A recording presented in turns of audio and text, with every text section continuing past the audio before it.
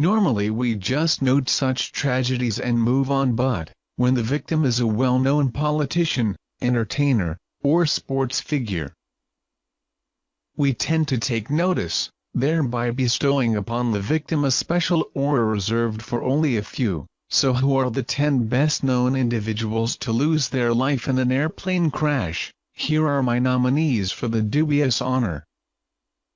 This trio of singers, who were on the threshold of becoming megastars at the time of their death, were on a promotion tour through the American Midwest during the late winter of 1959, when they decided to forgo enduring another long night on their often broken-down tour bus, and instead take a small plane to their next gig in Morehead City, Minnesota, taking off from the Clearwater, Iowa airport shortly before 1 a.m. The tiny four-seater Beechcraft Bonanza 35 flew straight into the teeth of a worsening snow shower, inducing its 21-year-old pilot to turn back.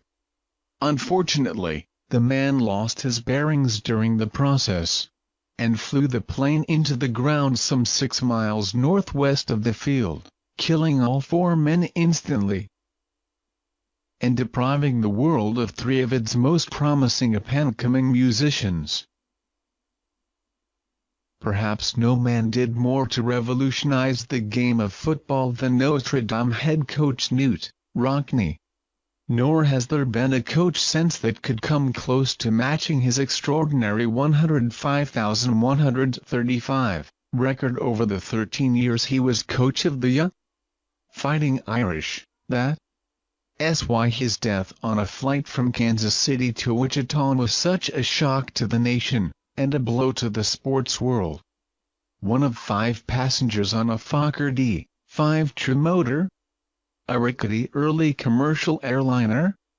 It was determined that the glue holding the struts to the right wing came apart, causing the entire wing to break off and the plane to plummet several thousand feet to the ground, killing all 8 on board, happening as it did during the height of the Great Depression. His death merely added to the general malaise evident in the country, and robbed football of one of its most innovative thinkers. One can only imagine where he might have taken the game had he lived.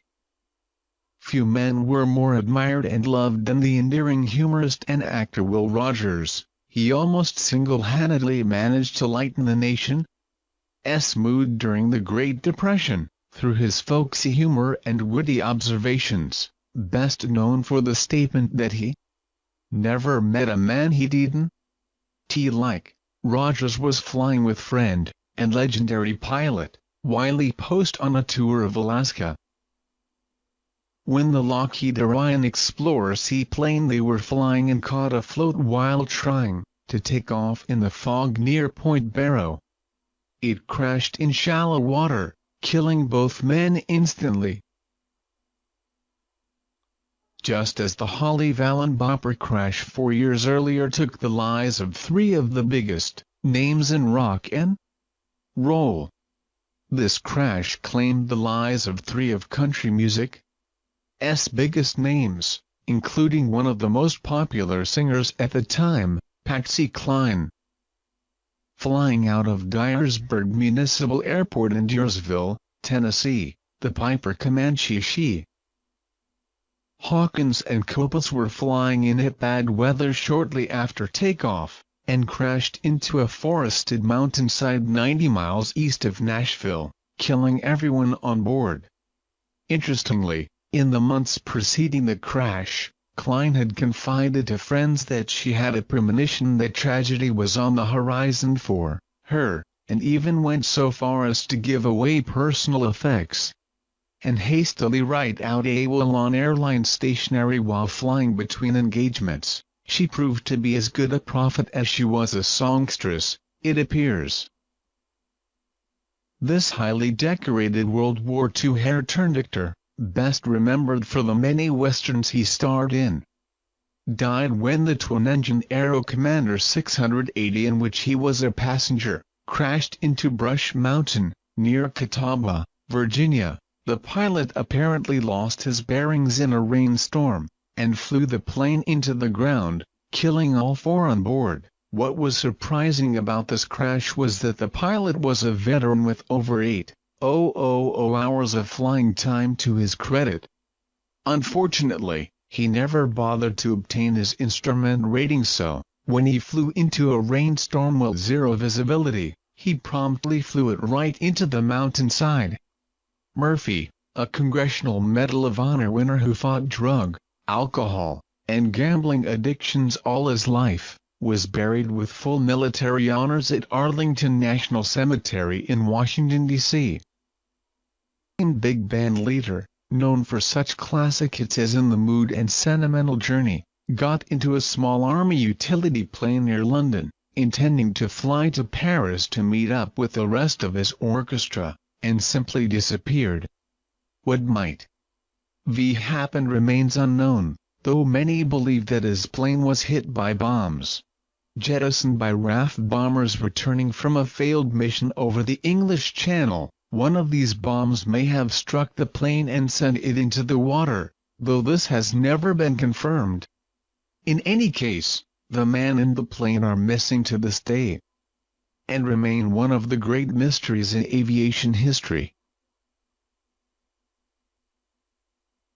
The handsome son of the late president was piloting his Piper Saratoga II from New Jersey to Martha's Vineyard, when his aircraft went out of control and spiraled into the Atlantic Ocean a few miles from the vineyard, killing him, his wife, and his sister-in-law instantly. Apparently, Kennedy, who was not instrumentated, got confused flying over the ocean at night, and simply piloted the plane into the water. A common hazard of flying over water at night, when visual references can be practically non-existent. In a curious side note, his Aunt Kathleen also died in a plane crash in 1948, while another uncle, Joseph Kennedy Jr., was killed in a bomber over France in World War II, making it appear that the Kennedys have something of an aviation curse about them. Even Ted Kennedy was almost nailed by the curse, when a light plane he was a passenger in crashed near Southampton, Massachusetts in June of 1964, leaving him badly injured. This folksy singer, best known for his musical tributes to nature and environmental activism, died when he crashed his recently purchased, Homa-built ultralight aircraft into Monterey Bay, California. Denver had over 2,700 hours of flying experience, and was certified in gliders and many different types of aircraft. However, it appears he had only recently purchased the small aircraft, and was still familiarizing himself with it when he lost control while trying to change fuel tanks, which could only be accessed by a valve awkwardly located behind his left shoulder. Had he a few hundred more feet in altitude when he tried it, he probably would still be regaling us with songs about forests and nature today. His popular Hollywood actress, best known for her roles in a number of screwball comedies of the 30s, was, at the time of her death, one of the highest-paid actresses in Hollywood, and was married to handsome leading man Clark Gable to boot. In fact, her future seemed even brighter, until she decided to do her part in the aftermath of the attack on Pearl Harbor, and set off on a Bond tour to raise money for the war effort. Taking off from Las Vegas en route to Los Angeles, the TWA-DC-3 she was riding in crashed just 20 minutes later, when it flew into a mountain southwest of the city. The crash killed Lombard, her mother, and all 22 people on board. Lombard's husband, Clark Gable, was so distraught over her death that he, like many Hollywood stars at the time, joined the Army Air Corporation, and spent the rest of the war making training films for bomber crews. No heavyweight boxer in history has done what Rocco Francis Rocky Marciano, managed to do over the course of his career.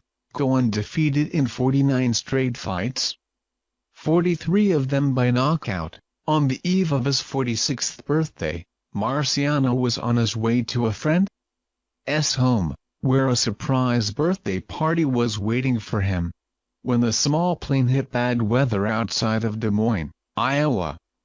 In the darkness, the pilot, who was not instrumentated, tried to set the plane down at a small airfield outside Newton, Iowa, but hit a tree 2 miles short of the runway. The crash killed everyone on board, and ended the life of one of boxing's most legendary figures.